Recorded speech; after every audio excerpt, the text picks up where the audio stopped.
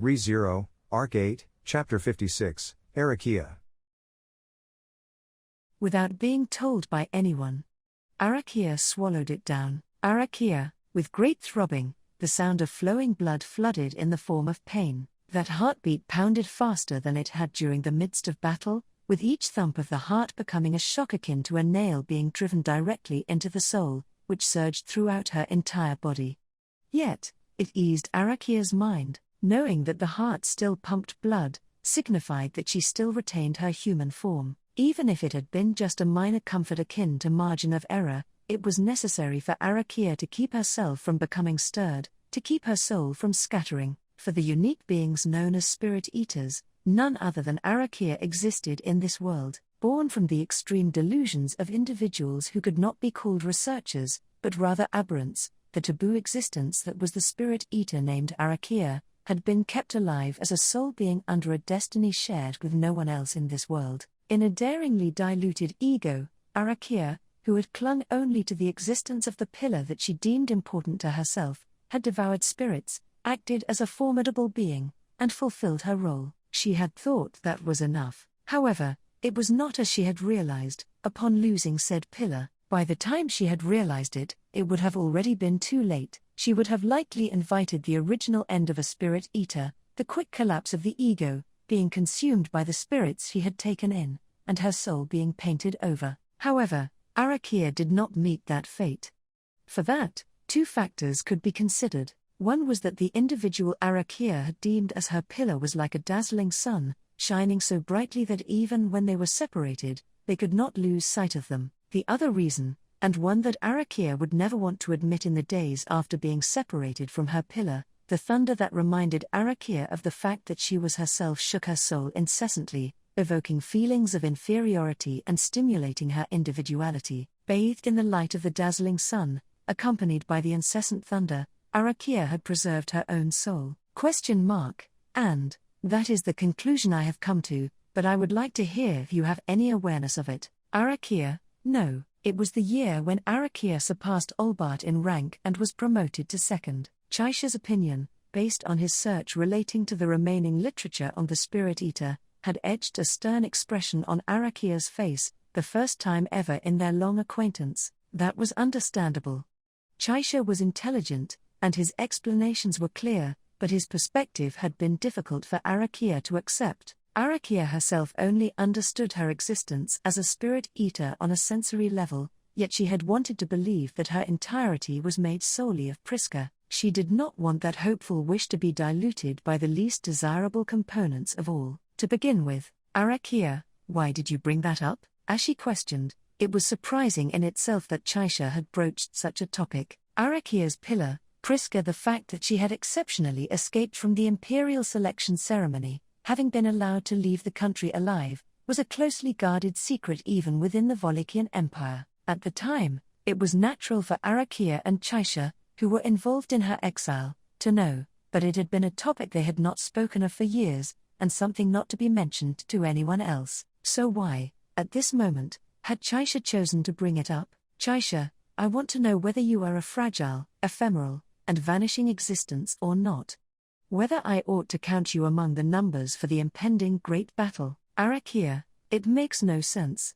I'm one of the 9 divine generals. It was only natural that they would be sent to put down the rebellion or whatever that Chaisha and Vincent were predicting. However, at Arakiya's response, Chaisha's eye twitched downwards, forming an unusual expression on his face.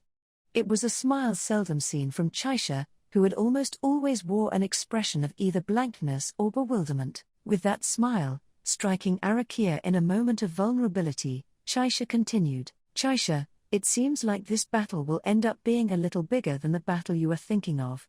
I am well aware that you do not truly serve His Excellency from the depths of your heart, nor do you consider me an ally. Arakiya, Chaisha, even though I know it to be true, it still stings a bit not to be denied. Arakiya, for the sake of the princess, I will not disappear. Without acknowledging Chaisha's reaction as he touched his forehead, Arakiya ran her hand over her eye patch. For the reason as to why she was herself, the soul known as Arakiya had a proper answer.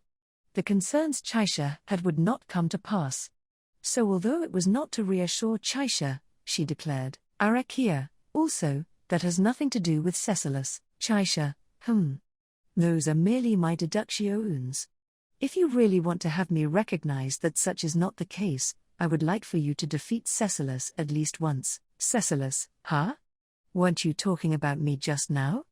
What's this? It's rather unkind for Anya and Chaisha to treat me like I'm an outsider, so I'd like you to stop with that, please. Could it be you're on about that? About the slim chances of winning for Anya, who keeps extending her losing streak without learning her lesson? Arakiya, Cecilus, die. In the end, a clash with Cecilus began right after, and Chaisha, who had wanted to avoid being involved, fled, so the conversation did not progress further. Afterwards, she had no recollection of ever continuing the conversation with Chaisha. Arakiya, just a vague thought crossed her mind. Just when would the impending great battle that Chaisha was concerned about come? And when it did, would she be counted among his forces? If the opportunity ever arose, she would like to ask about it. Arakiya had been acquainted with Chaisha for a long time now. Due to their relationship, which stemmed from the imperial selection ceremony where she had been separated from Priska, Arakiya harbored unforgiveness towards Chaisha, who had been deeply involved in the reasons behind her separation with Priska. However, Chaisha had taught Arakiya how to read and write. She owed him a debt. For that favor, she was willing to participate in battles Chaisha desired her to. Or perhaps, was this too going to end up being attributed to reasons other than Priska? She hated Cecilus. Vincent was complicated, but she leaned towards not forgiving him due to what happened to Priska. Olbart was amusing with his jokes. Goze had a comical face. Groovy had a foul mouth but was actually very helpful, while Moguro would always listen to what she had to say without making unpleasant faces. Yorna was not her cup of tea, yet for some reason she was unable to hate her. Borleroy would occasionally take her for a ride on his flying dragon, and she felt like Madeline and herself mutually tried to avoid seeing each other. To Todd, she was grateful. Would all of these also end up being attributed to reasons other than Priska? Arakiya, feeling as though she was about to fall apart, like she was about to be torn to shreds, as if losing every last part of herself that she could remember, Arakiya gathered up the fragments of Arakiya. If she did not do so, the existence known as herself would disappear. That was not the case. Arakiya, says, without doing so, she would be unable to restrain what was ramping within, on the verge of bursting out of her. It was tremendously colossal. Unbelievably heavy. Intolerably twisted. If left unchecked, it would destroy the empire. If she could not keep it under control, her pillar, Priska, would not be protected. That was why Arakiya, without being told by anyone, swallowed it down. Into her own incomparably thin and small body, she took the stone, Muspel. The empire must not be destroyed by the monster who called herself a witch, utilizing this great spirit, for that purpose, ? I guess she probably ate something bad. You really are a handful. The noisy thunder felt like a hallucination, piecing together a torn-apart soul. While being tormented by the loss and pain akin to a thundercloud, Arakiya continued to scramble together the fragments of Arakiya, resisting against the dispersion of her turbulent existence. She continued to resist, and endured. Clinging to her soul on the verge of destruction, she awaited the one and only hope. The counting was growing tiresome, but it was their habit to do so. Daring to go into the details of numbers could trivialize the reality one faced, not to say that it would be a clever thing to do. Without such a mentality, it really was just a habit. The habit of counting continued. This was the 191st time. ? It's getting tiresome being way too ordinary of a dude, Al muttered to himself as he felt the heat build up inside his helmet, sweat soaking the inside. On the stage of the melted second bastion, the vain struggles of the out-of-place actor with a minor role continued. The atmosphere wobbled unsteadily due to the effects of the heat wave that engulfed the surrounding area, clearly transforming the space into something from a different dimension. Humans would not be able to adapt to a world being remade into hell with every passing moment. Trees and buildings were set ablaze, and grit and pieces of the street had begun to melt.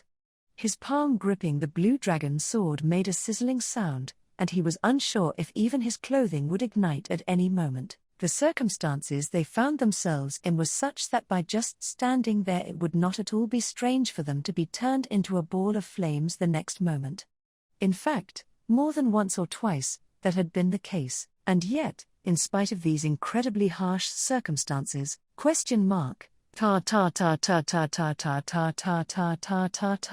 the leading actor furiously ran over the bubbling, boiling magma, maneuvering at a speed that could have been mistaken for a lightning bolt, with his disheveled, deep dark blue hair dancing, running with his bright pink kimono fluttering was Cecilus Segment, the flamboyant, self-proclaimed leading actor of the world. His speed as he sprinted over the magma, his incredible leg strength that one would not expect from a slender child's legs, his seemingly inexhaustible stamina, and his courage to cross paths with an enemy that could remake the world in the blink of an eye, and the power of fate, were all first class. Declaring the world to be his stage, and placing himself in the role of leading actor, Cecilus was conscious of his appearance to an unseen audience and fulfilled himself in a way that did not shy away from those grandiose claims. Who else could possibly mount a fight against such a powerful, extraordinary opponent? Cecilus, toe, with a high-pitched shout characteristic of a child, Cecilus's body flew at an angle. A moment after he leapt, the ground where he had been just before swelled up and exploded from within. Taking advantage of the blast, Cecilus twisted in midair as he was propelled. With that, a lightning kick that could blow away even a stone pillar as thick as a giant tree trunk flew toward the silver-haired dog-person Arakiya, who floated in midair. Arakiya, with her exposed brown skin, Arakiya's jewel-like red eyes shed tears of blood. The soles of Cecilus's charred zori flew straight at her torso as she let out a cry, looming ever closer at the moment of impact. A loud sound detonated in the sky. Cecilus, HK. Immediately afterward, slamming down faster than when he had jumped up, Cecilus plunged to the ground and bounced violently on the street, squelching a cry of pain as he raised his head. A moment later, blood gushed from his pale forehead, turning the small child's face red. Cecilus, you've finally gotten to the point where you're matching me perfectly, huh? Licking the blood that trickled down the well-shaped bridge of his nose, Cecilus commented on the fact that he had been successfully parried. There was no hint of surprise in that.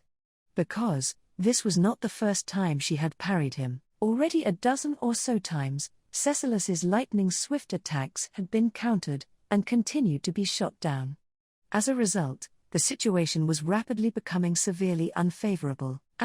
Lil Miss Arakiya is in quite a sorry state. Looking for an opening to intervene, Al saw Arakiya floating in the air, distorting the space around her. Arakiya's appearance, it was even more bizarre than it had been just a few moments earlier, with magic crystals growing out of the thin girl's body as if piercing from within. From a distance, the growths on Arakiya's arms and back resembled the wings of an angel. However, in reality, Arakiya had absorbed an exceedingly large entity, and it was attempting to devour through and spill out from the body of the girl in which it was trapped.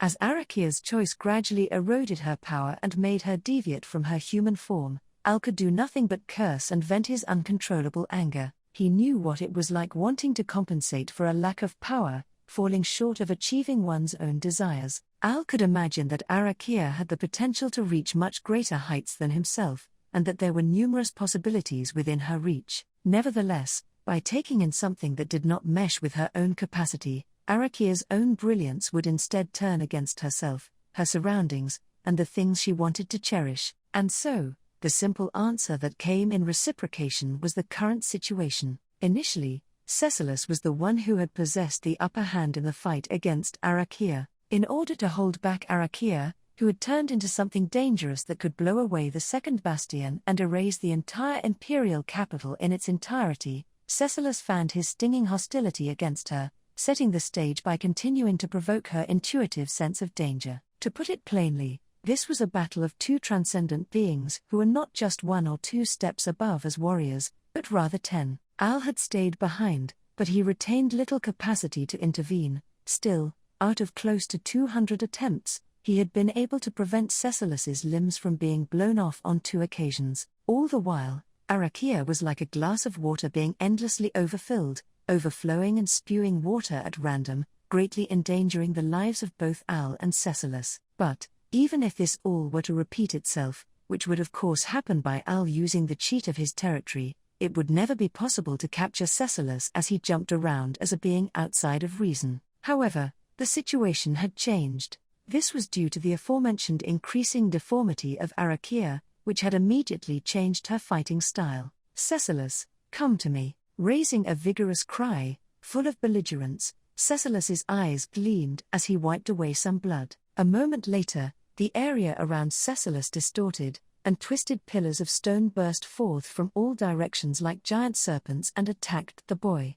Cecilus crouched down, jumped away, and twisted to avoid the stone pillars that were furiously trying to snap at him, and the speed at which he leapt out of the way surged up to his top speed. But, while shedding tears of blood, Arakiya's onslaught did not let the lightning escape. As he kicked from the earth, the ground following Cecilus's path swelled as he accelerated, creating a series of huge arms of stone and earth that grabbed at the boy as if to crush him. Cecilus, unfortunately, touching the actors on the stage is strictly prohibited. Saying so wittily, Cecilus used the constructed arms that swung down like fly swatters as a foothold to break through. Running up into the sky like they were a staircase, he reversed direction when he had secured altitude, and using the stone fists that were trying to strike him, he jumped toward Arakiya again. But, "Cecilus, I messed up." He received a strike from a huge stone fist that would have turned a normal person into a plume of blood with the soles of his zori,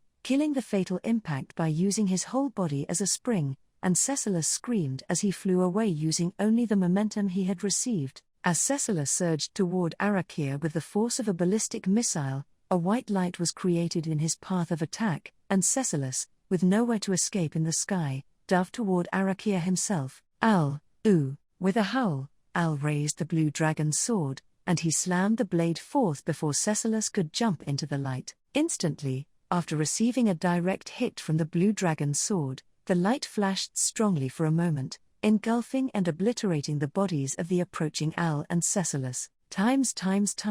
"Cecilus, I messed up." Receiving the giant fist of rock with the bottom of his zori, Cecilus, stealing only the momentum, shouted as he flew like a ballistic missile. Before his shout could be uttered, Al pointed the tip of his blue dragon's sword into the empty air, and, Al, Donar, compared to Arakiya, the difference in their magic was like the difference between the moon and snot, but the stone shards that he produced ran through the sky, crushing the jutting light of destruction that was about to be born. For a moment, a strong flash burned Al's eyes even through his helmet, but it was not powerful enough to end Al's life, much less Cecilus's speed. "Cecilus, Al-san, let's do this." The burst of light was instantly recognizable as to whose work it was, and Cecilus, relieved that his life had been saved, instantly swallowed down his emotion and charged toward Arakiya. He raised his right hand in the form of a karate chop, with a sharpness that surpassed even a semi-famous sword. It flashed through the air, striking Arakiya, who had grown wings of magical crystals, at an angle. Al, HK. At that moment, Al had a vision of, without exaggeration, a thunderclap and the sky being torn asunder. In fact, it was not a vision, but rather the shockwave from Cecilus's karate chop that went out from behind him, tearing a clinching blow into a group of buildings that were on the verge of collapse, leading to the collapse of the entire area. But, however, Arakiya had received the karate chop in question. Arakiya, glaring, her blood-red eyes moved to look at Cecilus, who was just a few feet away. Despite receiving a powerful karate chop to the forehead, Arakiya maintained her body in midair without even showing the slightest tremor, and in return, she raised her magic crystal wings. Arakiya, immediately after those thin lips produced a faint sound, a blow fatally gouged Cecilus. Moment by moment, as time flowed, elapsed, passed, Arakiya was disappearing, gradually feeling her existence, the whereabouts of her soul, being painted over. Amidst the pain and anguish, Arakiya earnestly tried to recall the radiance of her son, an obstreperous existence she had been.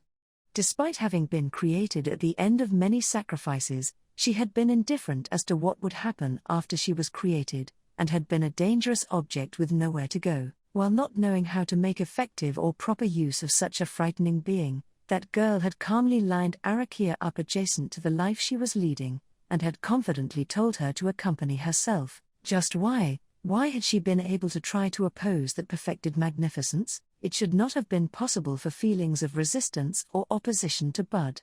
That girl was the representation of everything Arakiya believed to be correct, and her very existence was the meaning in Arakiya's birth. In order to not let her lose that radiance, in order to not lose what she thought was beautiful about that radiance, she chose to leave her side, thinking it to be necessary, and somehow managed to endure the thought of being separated. The reason she had endured it all, was because she believed that the sun would rise once more. So long as she could protect the new day's dawn, it would be fine if she herself could not bask in the rays of the rising sun. Recklessly crying out, whining that she could not place her hands upon it, while eyes of disappointment were directed towards her by none other than her son, that was when she had finally arrived at this conclusion. She thought she had been forsaken by the sun. She thought the sun would no longer shine upon herself. However, facing off in the decisive battle for the imperial capital, directing the yang sword towards a sobbing Arakiya, the son Priska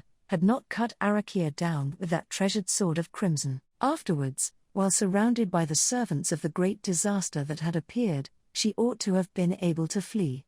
But, in exchange for Arakiya's safety, she had chosen to be captured. Those innermost feelings, that dazzling gleam, had not changed in the slightest. If Priska had remained unchanged, then Arakiya also desired for her oath to remain invariant. Priska Benedict, the Wallachian Empire's symbol of a sun that had set, yet would rise again. When thinking of her, Arakiya could remain as Arakiya. Arakiya could delay the limit for her soul growing hotter and bursting apart. However, even if her love and loyalty to Priska was eternal, that limit could not be extended forever. She was detaining a being that would engulf her, and would fully overtake her presence. While Arakiya continued to resist that disgrace to her mind, the being that was even now borrowing Arakiya's body was amplifying its destruction in the real world, to which she did not have room to turn her attention. The destruction would only become more refined, the ruination would only gain more momentum, and it was only a matter of time before a full collapse.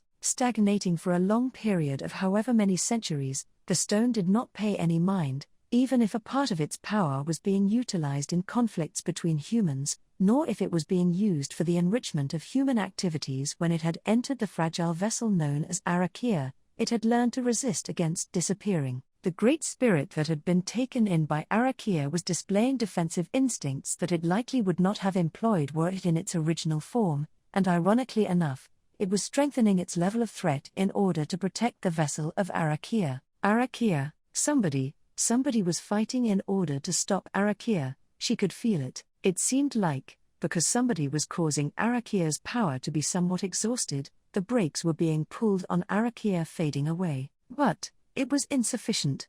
Merely weakening her, merely keeping her in check, was insufficient. In order to interfere with the objective of the great disaster, Arakiya had devoured it. The great spirit, which would resign itself to the will of others regardless of what was done to it, upon being taken in by Arakiya, had learned the fear known as losing oneself. Only one push was needed.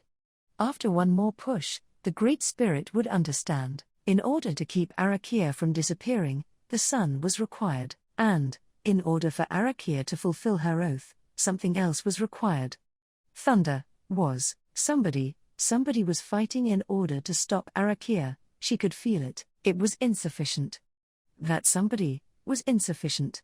Just who in particular was needed, she knew. That was why, while Arakiya was on the verge of bursting apart, she waited in hope. For thunder, for reverberations of real thunder, she waited in hope. Arakiya, kill me, Cecilus. The moment he heard that, of all the things that could happen, his thoughts came to a standstill. Having slammed a karate chop into his opponent with all his might, he received a stare back as if it had been utterly ineffective, and immediately after, as the beautiful girl sobbed out tears of blood, she made such an entreaty in a feeble voice. Cecilus. Then, faster than he could digest that muttering, Cecilus received a powerful blow to the chest. The girl's slender arms were essentially blades due to the sharpness of the magic crystals that densely grew on them, and alas, Cecilus's slim chest was mercilessly cut open, staining his favorite kimono with blood as he began to fall. Pain was present.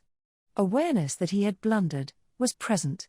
Signs of being in a huge pinch were more than present. However, more so than the wound that bore deep into him, more so than the blood that drew a trail through the air, he was unable to avert his gaze from the pitiful eyes and face of the girl from whom he was growing distant, unable to avert his gaze from the words that had been said. Cecilus, my sincerest apologies, but I beg you all to be quiet. In that moment, Cecilus made a firm appeal to the incessantly audible voices of the audience. Normally, Cecilus would never have done anything like silence the voices of the audience. He would use the incoming voices as a rousing basis to raise his own motivation, and at all times he would just calmly allow them to go in one ear and out the other as they spoke to him. That, he had silenced. Quiet, even with the troublesome pain, he wished for quiet. Cecilus, while plummeting, Cecilus continued to stare at the girl amidst the silence as the audience hushed their voices. Suffering as she shed tears of blood, the girl's sorrowful appeals took the form of destroying the world, and in the midst of groaning out cries that bore no meaning, she was finally able to interject her own desire. The fact that it had been none other than his own name could have undoubtedly been called the destiny of the leading actor. However, Cecilus, kill me, you said. Now that's something I can't let slide. More so than the pain or shock, he found it difficult to accept the way in which the words had been put together, so Cecilus clenched his teeth. That moment, he bent his knees and rolled as he fell headfirst towards the ground, and as he attempted to secure a safe landing, he evaded the chain of stone pillars that targeted his destination, leaping as his heels grazed the surface of the ground. And then, he lifted his head. Cecilus, I don't think those words were meant for me. Of course, he did not think that there was anybody else present who was called Cecilus. However, he fully understood that the person to whom the crying girl had called out, to whom she had entrusted her wish, was not himself. That was overwhelmingly aggravating. The most important bout, the gamble on which all would be staked, the decisive scene, the time to rise to the occasion, any phrasing would do fine. With such a moment, such a scene, such a climax having been prepared, there was no way it would have been fine for the Cecilus segment who had been called out there to have been somebody other than himself. Therefore, Cecilus. You, that wound. Cecilus, I've made up my mind, Alsan. Having suffered a serious wound, Cecilus's figure was shedding blood, and seeing that, Al uttered out a voice as he fastened his blue dragon sword to his neck for some reason.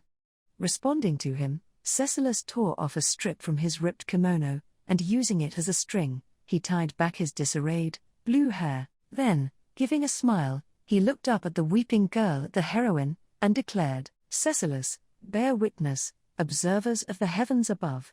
Witness the choices the world shall make.